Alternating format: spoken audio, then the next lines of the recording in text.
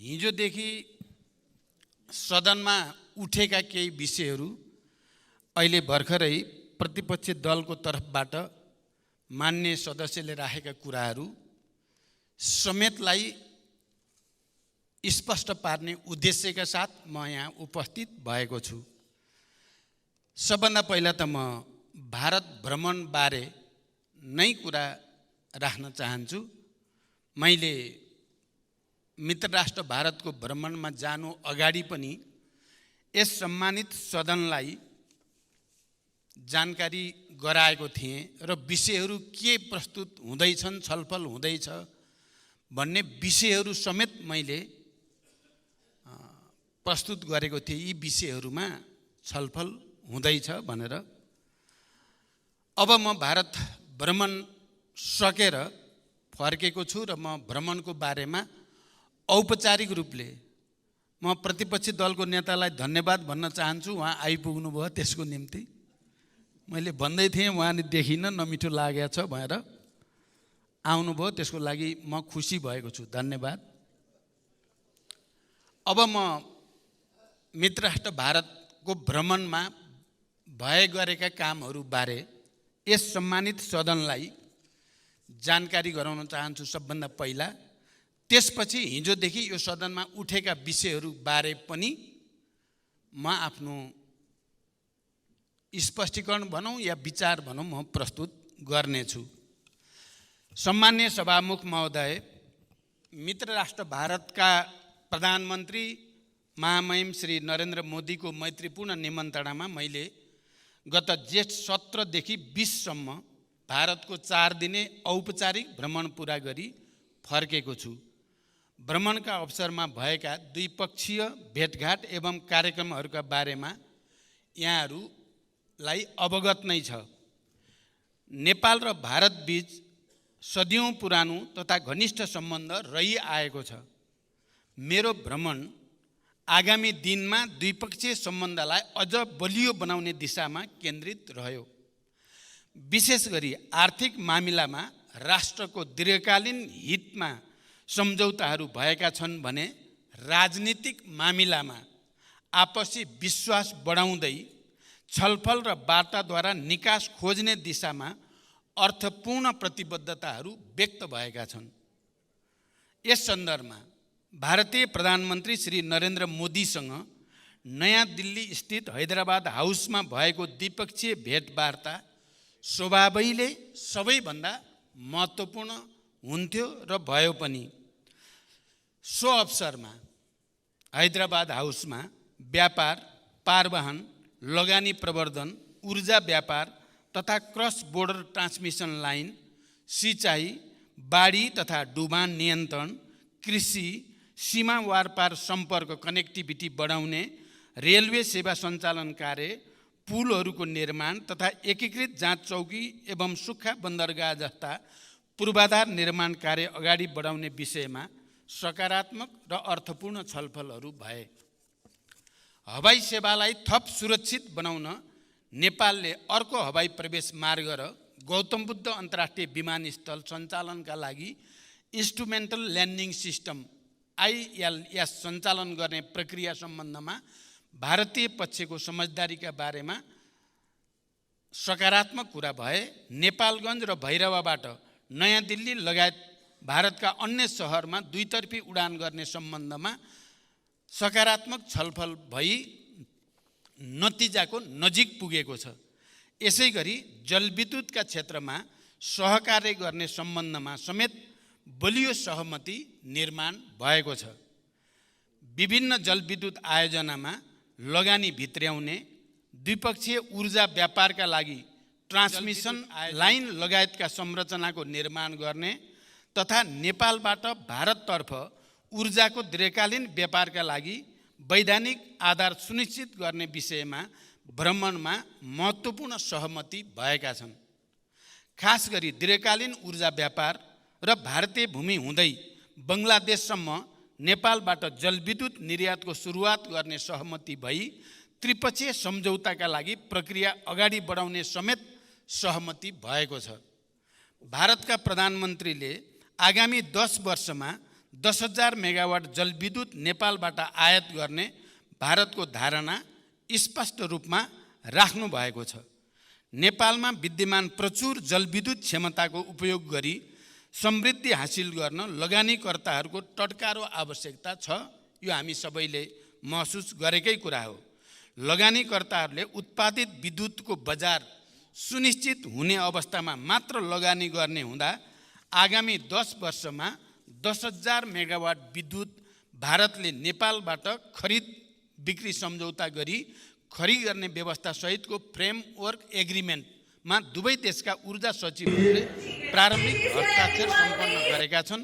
औपचारिक प्रक्रिया पुर्याएर निकट भविष्यमा नै, यो निकट भनेको लामो छैन, केही दिनमा नै हस्ताक्षर सम्पन्न हुने सहमति भएको छ।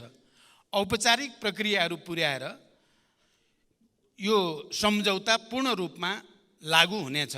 भारत र नेपालका लगानीकर्ताहरू बजारको यो सुनिश्चितताबाट लगानीका लागि आकर्षित भई जलविद्युत उत्पादनमा थप लगानी हुने विश्वास लिइएको छ। साथै नेपालमा निर्माणाधीन जलविद्युत, सडक जस्ता ठुला विकास निर्माण परियोजनाको लागि अति आवश्यक विस्फोटक पदार्थको सहज र सरल आपूर्तिका लागि प्रधानमन्त्री मोदीसँग मैले गम्भीर रूपले कुरा राखेको छु र यसमा सकारात्मक जवाफ पनि पाएको छु। पञ्चेश्वर बहुद्देशीय परियोजनाको शीघ्र कार्यान्वयनका लागि 3 महिनाभित्र विस्तृत परियोजना प्रतिवेदन DPRलाई अन्तिम रूप दिने र द्विपक्षीय छलफललाई तीव्रता दिने सहमति भएको छ। वित्तीय प्रबन्ध सहित दुई सरकारले DPR स्वीकृत गरेपछि 1 वर्षभित्र कार्यान्वयनको मोडालिटी ढाँचा पनि सुनिश्चित गर्ने टुङ्गो लागेको छ। नेपालतर्फका संरचनाहरूको तयारीको अवस्थाका आधारमा टनकपुर ब्यारेजबाट लिङ्क क्यानल मार्फत चरणबद्ध रूपमा नेपाललाई सिँचाइको लागि पानी उपलब्ध गराउने सहमति भएको छ। नेपाल भारत सीमावर्ती क्षेत्रमा बाढी र डुबानका समस्याका बारेमा पनि छलफल भएको छ।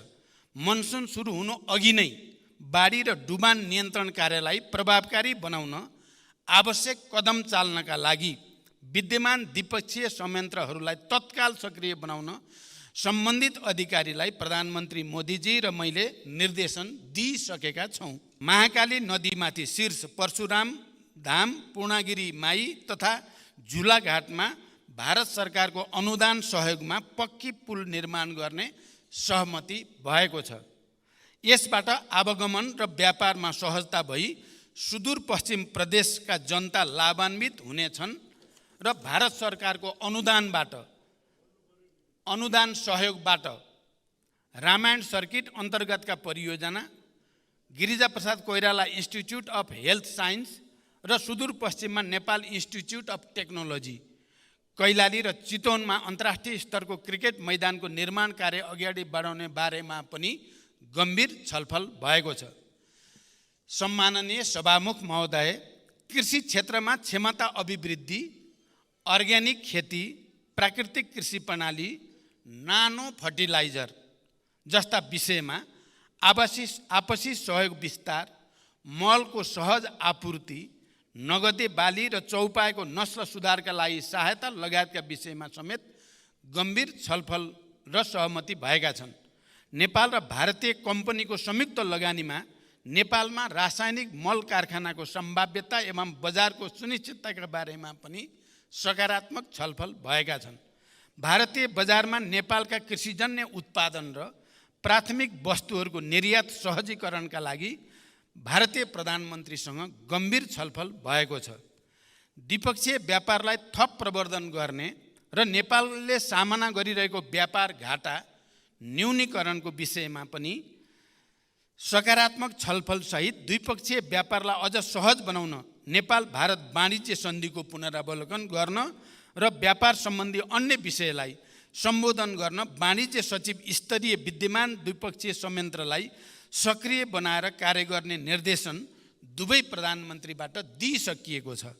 व्यापार सहजीकरणका लागि प्रयोगशालाहरूले जारी गर्ने प्रमाणपत्रको म्युचुअल रिकग्निसन र एक्रेडिटेसन सम्बन्धी कार्यलाई अभ्यासमा उतार्ने गरी द्विपक्षीय समझदारी पत्रलाई टुङ्गोमा पुर्याउने सहमति भएको छ।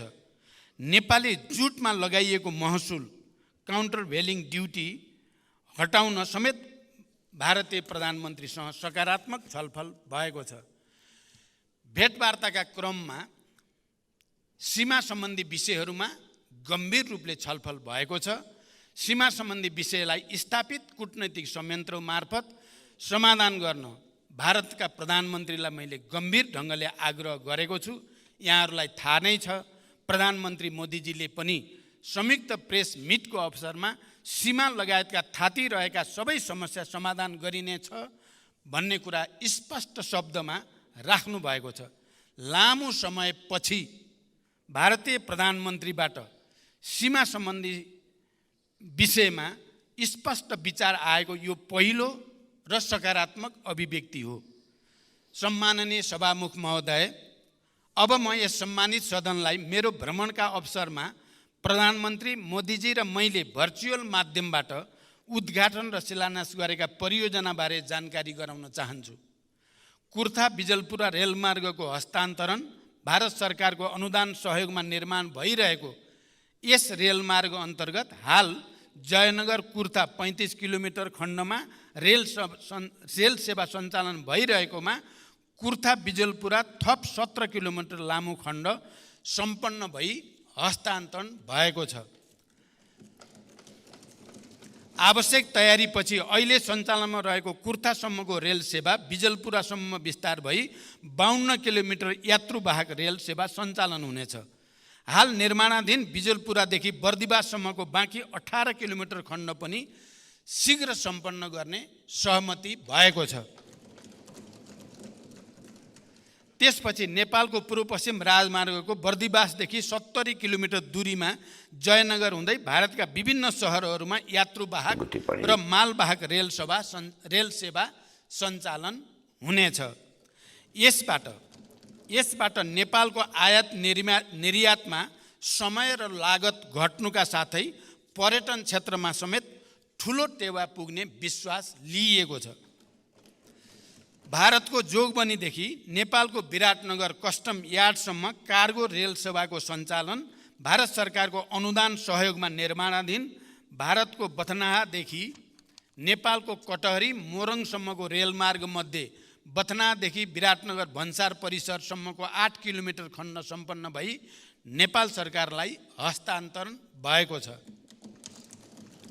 यसबाट विराटनगरको व्यापार व्यवसायलाई सहज हुनुको साथै हाल वीरगञ्जमा परेको चाप पनि कम हुन जानेछ। यो सेवा सञ्चालनपछि नेपाल भारत बीच माल वस्तु निकासी पैठारीमा सहजता आउनुको साथै एक अर्को देशको निर्धारित स्थानमा सोझै ढुवानी गर्न मिल्ने र भन्सार बिन्दुमा समेत झन्झटिलो प्रक्रिया नहुने हुँदा समय र लागत दुवैमा बचत हुने पक्का भएको छ। एकीकृत जाँच चौकीको शिलान्यास एवं उद्घाटन भारत सरकारको आर्थिक तथा प्राविधिक सहयोगमा निर्माण गरिएको नेपालगञ्ज रूपेडिया स्थित एकीकृत जाँच चौकीको हामीले संयुक्त रूपमा उद्घाटन गर्यौं। त्यसै गरी भारत सरकारकै आर्थिक तथा प्राविधिक सहयोगमा निर्माण हुने भैरवा सुनौली एकीकृत जाँच चौकीको पनि शिलान्यास गरिएको छ। यस किसिमका एकीकृत जाँच चौकीको निर्माण अत्याधुनिक क्वारेन्टाइन सेवाहरू विस्तार हुने भएबाट व्यापार सहजीकरण र अनाधिकृत व्यापार नियन्त्रणमा सहज हुने एवं गुणस्तरीय वस्तुको आयात सुनिश्चित हुने विश्वास गर्न सकिन्छ। मोतिहारी अम्लेखगञ्ज पेट्रोलियम पाइपलाइनको दोस्रो चरणको निर्माण कार्यको शिलान्यास।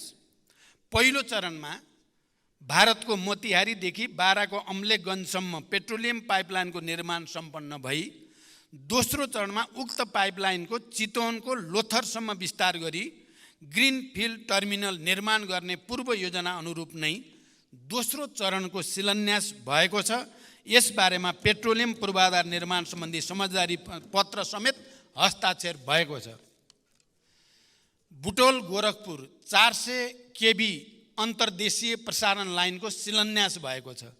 बुटोल गोरखपुर 400 केबी प्रसारण लाइनको निर्माण नेपाल विद्युत प्राधिकरण र भारतको power grid corporation of India limited PGCIL को 50% सेयर रहने गरी संयुक्त उपक्रम कम्पनी मार्फत अघि बढाउने सहमति यसअघि नै नेपाल र भारतका सचिव स्तरीय बैठकमा भएको हो। सो अनुरूप उक्त संयुक्त उपक्रम कम्पनी समेत गठन भई निर्माण कार्यको लागि बोलपत्र आह्वान भई मूल्याङ्कनको प्रक्रियामा रहेको छ। यस आयोजनाको निर्माण कार्यको शिलान्यास कार्यक्रम पनि सम्पन्न भएको छ। सम्माननीय सभामुख महोदय, भ्रमणका अवसरमा 7 वटा दस्तावेजहरूमा हस्ताक्षर र दस्तावेजको आदान प्रदान पनि भएको छ। नेपाल भारत पारवाहन सन्धि नेपाल जस्तो भूपरिवेष्टित मुलुकका लागि भारत हुँदै तेस्रो मुलुकसँग व्यापार गर्न पारवाहन सन्धि महत्त्वपूर्ण हुन्छ भन्ने हामी सबैले महसुस गरेको बुझेकै कुरा हो। गत 5 जनवरी 1999 मा संशोधन गरिएको नेपाल भारत पारवाहन सन्धि तथा त्यसको प्रोटोकल र मेमोरेन्डम 6 जनवरी 1979 देखि कार्यान्वयनमा रहेको थियो। उक्त सन्धिमा भएका प्रावधानका अतिरिक्त पारवाहनका क्षेत्रमा देखा परेका अप्ठ्यारा समाधान गर्न विगतमा विभिन्न लेटर अफ एक्सचेन्ज मार्फत समझदारी गरिएका थिए। ती छरिएर रहेका प्रावधानहरूलाई एकीकृत गरेर सन्धिमा नै समावेश गरिएको छ। साथै संशोधित सन्धिमा केही दूरगामी महत्त्वका नयाँ प्रावधानहरू समेत समावेश गरिएका छन्। जसअनुसार वीरगञ्जका अलावा भैरवा र विराटनगर तथा भविष्यमा विकास हुने अन्य नाकाहरू समेतबाट सिमेन्ट, कोइला, क्लिङ्कर लगायतका बल्क कार्गो ढुवानी हुने प्रावधान समावेश गरिएको छ।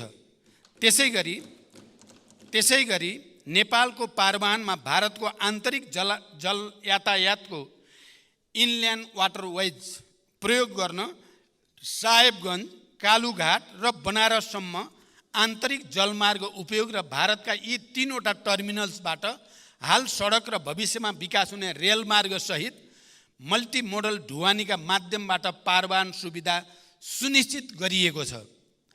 यसबाट पारवाहन माध्यमको विविधीकरण हुने र अन्तर आबद्धता बढ्ने र तेस्रो मुलुकसम्मको व्यापार पहुँचमा नेपालको पारवाहन अधिकार सुनिश्चित हुन गएको छ।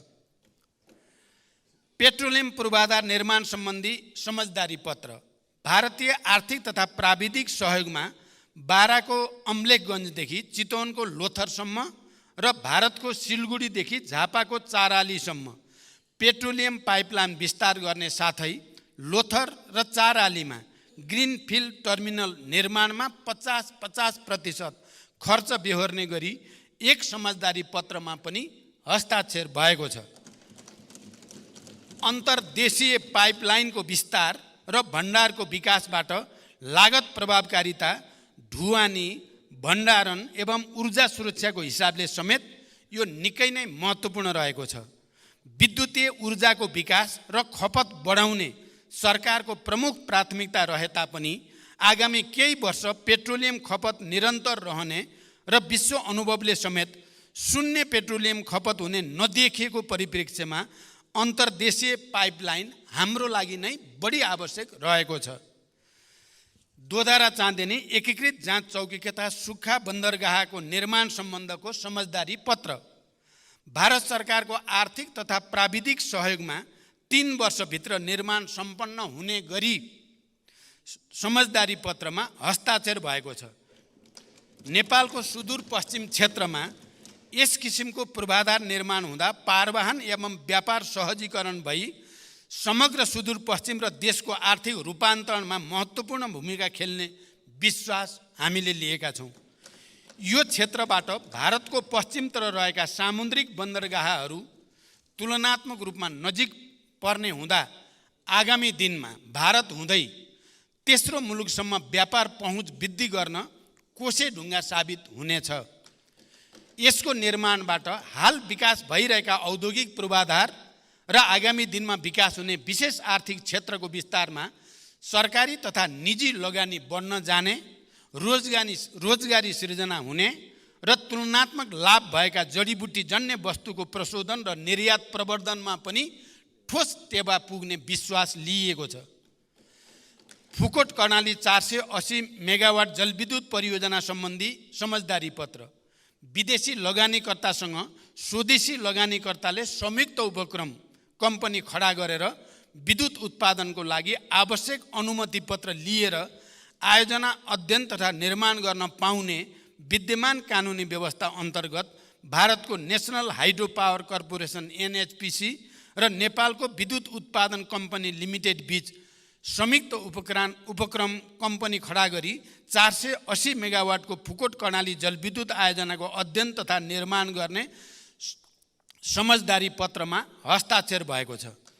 संयुक्त उपक्रम निर्माण भइसकेपछि, जोइन्ट भेन्चर भइसकेपछि आयोजनाको थप अध्ययनको लागि अनुमति पत्र लिई अध्ययन गर्ने, नेपाल सरकारसँग आयोजना विकास सम्झौता गर्ने लगायतका कार्यहरू सम्पन्न भइसकेपछि त्यसको निर्माण कार्य प्रारम्भ हुनेछ।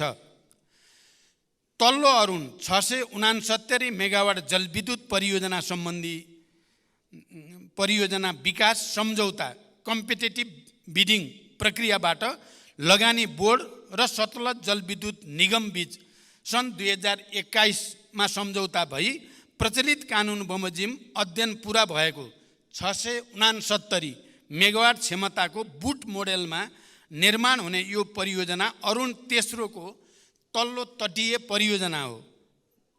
यसबाट उत्पादित 21% विद्युत नेपाललाई निःशुल्क प्राप्त हुनेछ।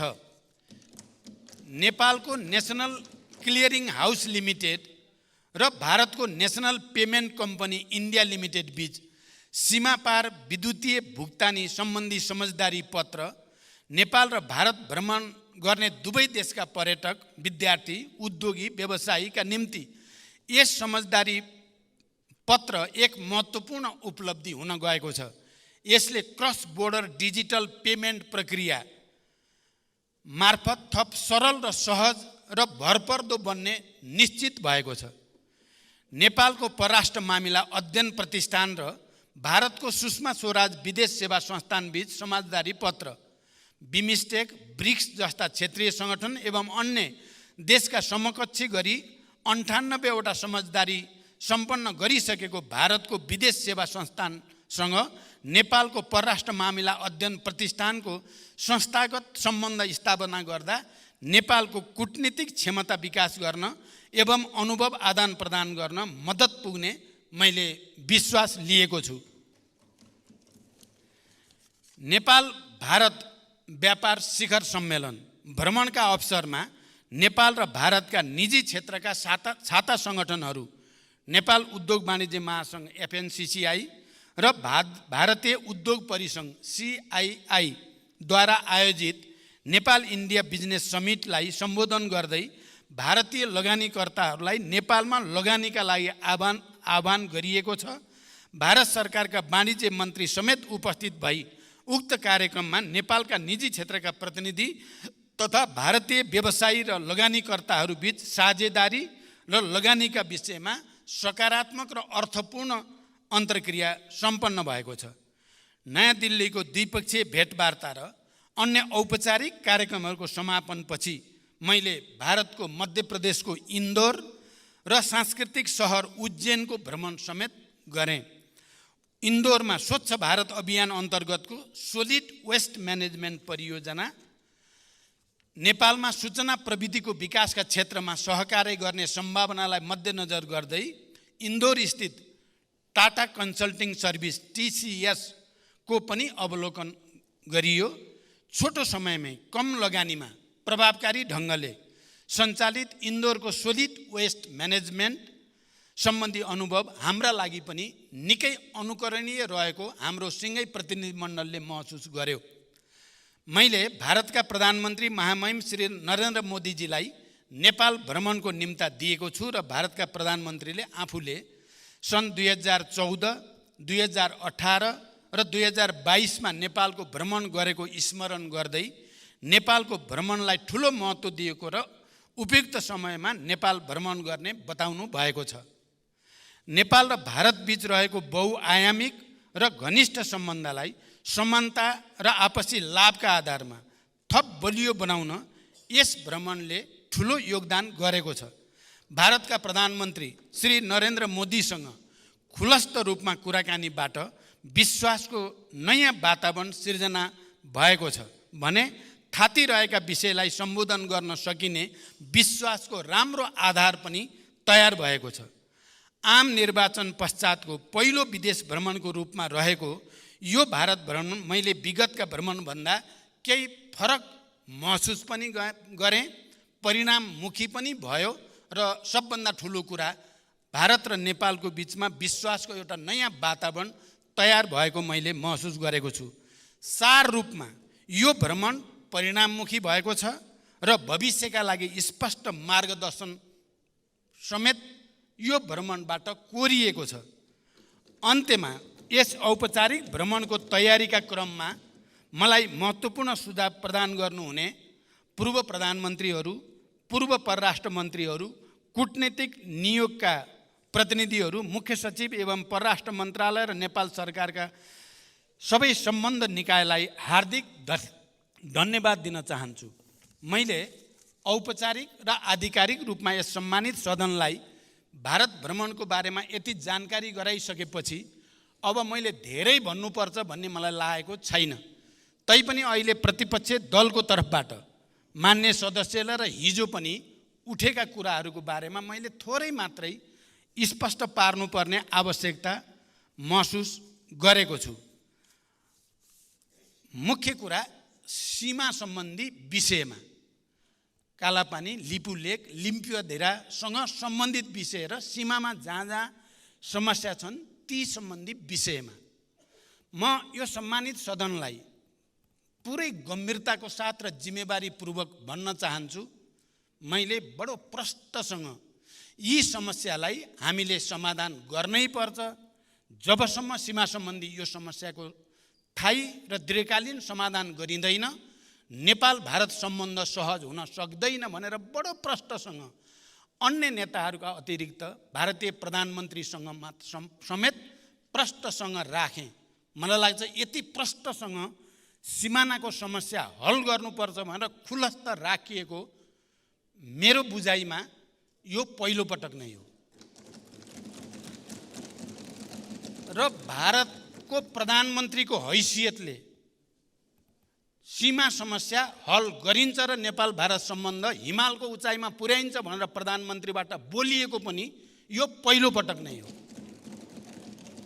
यसमा हामी सबै नेपालीहरू जसले स्थायी रूपमा सीमा समस्या समाधान होस् भन्ने चाहेका छौँ, हामी सबैले गर्व गर्नुपर्छ। हामी सबैले सुनेका छौँ, देखेका छौँ।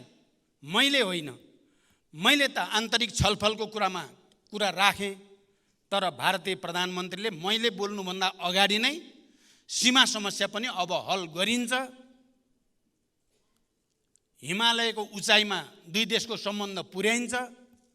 2014मा यसै मञ्चबाट हाम्रो सम्मानित सदनलाई उहाँले गरेको सम्बोधन स्मरण गर्दै त्यति बेला उहाँले हित HIT हित भनेर भन्नुभएको थियो र अहिले उहाँले त्यसै मञ्चबाट अब चाहिँ हाम्रो हित मात्रै होइन अब सुपर हिट हो सम्बन्ध भन्ने कुरा भनेको पनि यो पहिलो पटक हो। यसमा हामी खुसी हुने, खुसी मनाउने कि दुःख मनाउने? मलाई लाग्छ यो हामी सबै नेपालीहरूको लागि, सबै राजनीतिक दलको लागि, नागरिक समाज, बुद्धिजीवी सबैको लागि पनि खुसीको कुरा हो कि भारत सरकार र भारत सरकारका शक्तिशाली प्रधानमन्त्रीले सीमा लगायतका समस्या हल गरिन्छ भनेर घोषणा गरेको मलाई लाग्छ यो हामी सबैले खुसी मान्ने कुरा हो। दोस्रो मान्य सदस्यहरूलाई बडो प्रष्टसँग भन्न चाहन्छु, मैले कहीँ पनि विकल्प यो हुन्छ र यसमा जाउँ भनेर प्रस्तावित गरेको छैन। प्रष्ट होस्, प्रष्ट होस्, कहीँ कोही कन्फ्युजन नरहोस्। हामीले भनेका छौँ कालापानी, लिपुलेक, लिम्पियाधुरा नेपालको भूमि हो, नेपालको भूमि हो भन्ने कुरा स्थापित गर्ने कुरा सबभन्दा ठुलो कुरा हो भन्ने कुरामा प्रष्ट छु र मैले त्यही अनुसार आफ्नो भूमिका खेलेको छु। मान्य सदस्यहरूले तथ्य र तर्कलाई सहज र सिधा देखिएको कुरालाई हामी कसैले पनि घुमाउने कोसिस नगरौँ भन्ने मेरो अनुरोध छ। मैले तुलनात्मक रूपमा यो पटकको भारत भ्रमण सफल मात्रै भएन, परिणाममुखी पनि भयो। यो भ्रमण एकअर्कालाई घोचपेच गर्ने र एकअर्कालाई कमजोर देखाउने उद्देश्यद्वारा भन्दा कामकाजी विषयमा आर्थिक, ऊर्जा, पर्यटन, सीमा, ट्रेड ट्रान्जिट सम्बन्धी सन्धि जस्ता विषयमा बढी गयो। मैले सुरुमै यहाँहरूको अगाडि राखेँ, राजनीतिक मामिलामा पनि कुरा भयो, राजनीति भएन भन्ने होइन, राजनीतिक मामिलामा पनि कुरा भयो। तर राजनीतिक मामिलामा कुरा यसरी भयो कि राम्रो विश्वासको वातावरण बनाएर आउने दिनमा राजनीतिक विषयहरू पनि सम्बोधन गर्ने गरी भयो। यस अर्थमा यो भ्रमण नेपालको लागि, हामी सबै नेपालीको लागि आर्थिक क्रियाकलापलाई नयाँ गति दिनको लागि, उद्योग व्यवसायको वृद्धिका लागि, दीर्घकालीन हामीले विद्युत व्यापार सम्झौता 10,000 मेगावाट 10 वर्षमा लिने भारत सरकारको कमिटमेन्ट हामी सबैले सुन्यौँ, हामी सबैले देख्यौँ। यो सानो कुरा होइन। भारत, नेपाल र बङ्गलादेशको बीचमा त्रिपक्षीय साझेदारी गरेर नेपालको विद्युत सम्बन्धी काम अगाडि बढाउने भन्ने कुरा सामान्य कुरा होइन। मान्य सदस्यहरू, मैले ग्लोबल टेन्डरबाट कुनै एक देशको निर्माण कम्पनीले प्राप्त गरेको र त्यसबाट उत्पादित विद्युत नलिने भन्ने जस्ता कुराको बारेमा मैले द्विपक्षीय वार्ताको क्रममा पनि, तपाईहरुले सुन्नुभयो, प्रेस मिटमा पनि मैले प्रष्टसँग राखेको छु। दुधकोशी हामी सबैलाई थाहा छ, 1200 मेगावाट। त्यहाँ भारतीय कम्पनी पनि छन्, त्यहाँ चिनिया कम्पनी पनि छ। तर त्यो 1200 मेगावाट को विद्युत व्यापार सम्बन्धी भारतले सहयोग गर्नुपर्दछ भन्ने कुरामा भारतको सकारात्मक जवाफ मैले प्राप्त गरेँ। यो पनि हामी सबैको जे होस्, दुधकोशीको मैले कुरा गरेँ, दुधकोशी होइन, तामाकोशी, सरी है, म त्यहाँ शब्द बिग्रियो। तामाकोशीको सन्दर्भमा त्यो कुरा गरिएको छ र भारतको त्यसमा सकारात्मक जवाफ प्राप्त भएको छ।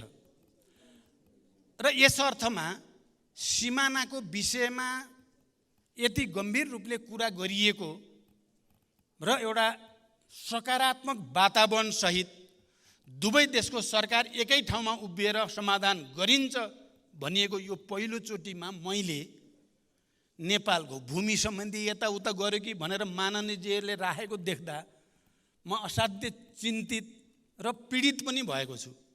मलाई के लागेको थियो भने यो पटकको मेरो भ्रमण चाहिँ अब के सत्तापक्ष, के प्रतिपक्ष, के नेपाली बुद्धिजीवी, के नागरिक समाज सबैले स्वागत गर्नेछन् र मलाई बधाई दिनेछन् भन्ने सोच्दै आएको थिएँ। यहाँ त बडो विचित्रका तर्क कुतर्क हुन थाले। मैले प्रश्न पार्न चाहन्छु, ती कुरा प्रश्न राखिएको छ र नेपालको भूमि नेपालको हो भनेर स्थापित गर्ने पहिलो कुरा हो र मैले कुनै विकल्पको मैले कुरा गरेको छैन।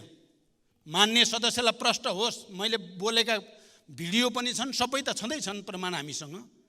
मैले बोलेको कुरा के हो भने नेपालका केही विज्ञहरू, बुद्धिजीवीहरू विभिन्न रूपमा गरेका उनीहरूका अध्ययनका आधारमा उहाँहरूले भनेका कुरा यस्ता पनि छन् मात्रै भनेको छु। मैले यो गर्नुपर्छ भनेकै छैन। मैले त नेपालको भूमि नेपालको हो भन्ने पहिला स्थापित हुनुपर्छ मात्रै भनेको छु। तर केही बुद्धिजीवीहरूले यो भनेको कुरा, बङ्गलादेश मोडेलको कुरा मेरो कुरा होइन, मैले भनेको कुरा होइन, तपाईहरुलाई पनि थाहा छ। अझ भन्ने हो भने प्रतिपक्षीको दलका जुन नेताले यो विषय उठाउनु भएको छ, तपाईहरुसँग नजिक भएका बुद्धिजीवीहरूले भनेका छन् मलाई। बङ्गलादेश जाने बाटो पाउने हो भने हुन्छ भनेर मैले त्यसै भएर विज्ञहरूको कुरा भनेको छु। मैले विज्ञहरूको कुरा भनेको छु। विज्ञहरूले यो पनि भन्ने गरेका छन्, तर मुख्य कुरा त सीमा समस्या हल गर्ने कुरा हो, बाहेक मैले केही पनि भनेको छैन। अनि म माथि आरोप लगाएर अझ बढी राष्ट्रहित विपरीत, अब नाम भन्नै बल गर्नुहुन्छ नि त, मलाई भन्न केही नि अप्ठ्यारो, तपाईँलाई पनि थाहा छ, विज्ञहरूले बोलिराख्नु भएकै छ नि। तर मेरो त्यो प्रस्ताव होइन, यस्ता पनि तर्क छन्। समस्यालाई थायी र दिगो रूपले समाधान गर्न विकल्पहरूबारे पनि छलफल हुन सक्छन्। मात्रै भनिएको कुरालाई अतिरञ्जित ढङ्गले लिन र जनसमुदायमा कन्फ्युजन क्रिएट नगर्न म मान्ने सदस्यहरूलाई अनुरोध गर्न चाहन्छु। साँच्चै भन्ने हो भने यो पटकको भ्रमण साँच्चै कामकाजी भ्रमण भएको छ।